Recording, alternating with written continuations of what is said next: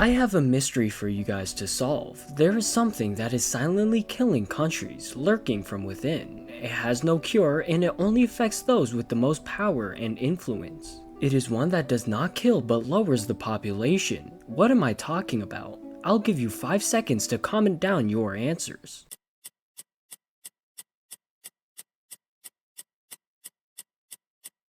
You got it?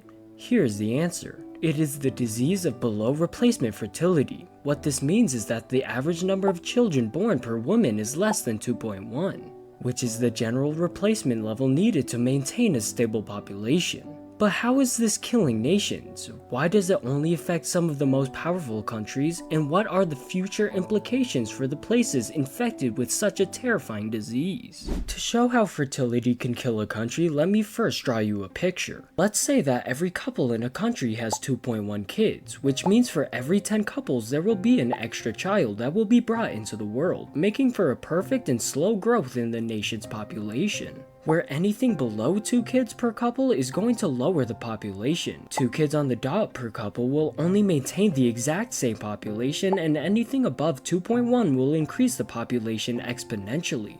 But why do only predominantly more powerful nations suffer from this disease? And that is because the wealth, urban lifestyle, and social systems that these countries possess encourage fewer birth rates, while in poor countries, by contrast, still have high fertility rates and younger populations. Because if a lion swoops up little Matumbulo, the family most likely has another child to replace him already. Now that we know how this disease can kill a nation and why they only infect richer countries, we need to see the symptoms that this sickness will cause before the complete death of the state. The first signs of this disease appear in the workforce. With fewer young people entering the labor market, industries face severe shortages of workers, innovation slows, and long-term growth becomes harder to sustain. A shrinking workforce also reduces the tax base, leaving governments struggling to fund essential services such as education, infrastructure, and healthcare. Healthy economies thrive when populations are growing. More workers means more output, and more consumers drive demand for goods, housing, and services. But when populations decline, these engines stall, causing demand to contract, markets to shrink, and deflationary pressures to emerge. This is especially true for economies built for expansion, since they suddenly find themselves trying to survive in an environment where fewer people participate as workers, buyers, and investors. South Korea illustrates this most dramatically. Despite cash bonuses, housing benefits, and childcare subsidies, these fertility rates remain the lowest in the world.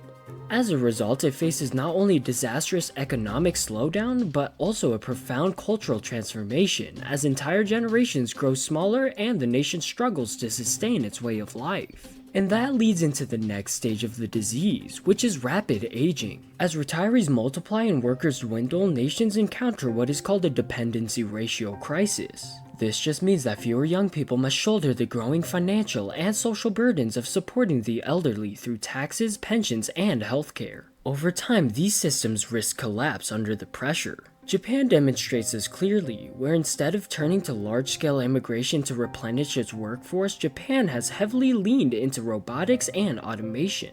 While this has delayed the infection from spreading too quickly, it has not solved the problem, since Japan's population continues to shrink and grow older, and with it, the country's economic and political influence steadily diminishes. The following effects include the weakening of national security. As you could probably guess, a country with fewer young people finds it harder to recruit soldiers, maintain strong defense, and project power abroad. Meanwhile, nations with larger and younger populations gain military advantages. Italy and much of Europe highlight this dilemma. Falling birth rates have created aging societies, shrinking workforces, and growing pressures on welfare systems. Immigration could provide relief, but political tensions and cultural resistance make large-scale renewal difficult. The result is a region that risks becoming increasingly vulnerable both economically and militarily. But the most fatal symptoms start to reveal themselves once they begin to spread into the culture and social fabric of society. With fewer families and children, communities grow emptier, quieter, and less vibrant. Culture, languages, and even national identities weaken when there are not enough people to carry them forward. Immigration can serve as a kind of medicine, injecting new labor and vitality into declining societies, but if not managed carefully, it can also spark tension and resistance between newcomers and native populations. The final stage of this disease is irreversible decline. Once fertility rates remain below replacement for several generations, populations can shrink by half or more within a single century. Towns empty out, regions are hollowed, and entire nations fade from relevancy. Japan, Italy, and South Korea already show the early signs of this stage, while China, burdened by decades of the one-child policy, is entering the same trap but on an even greater scale. Despite efforts to encourage larger families, cultural and economic pressures discourage childbearing. As a result, China faces the possibility of dramatic population collapse that could undermine its economic rise and weaken its global power. If current trends continue, both East and West will face parallel struggles with demographic decline. A slow-moving but devastating infection that erodes economies, weakens security, and reshapes culture. And once the symptoms reach their final stage, it may already be too late for nations to recover. So while falling birth rates don't destroy countries overnight, they can set in motion a chain reaction, which eventually leaves the countries infected at risk of national decline. And as I said before, there's no known cure for these nations' diseases, where it may be too late to even develop one.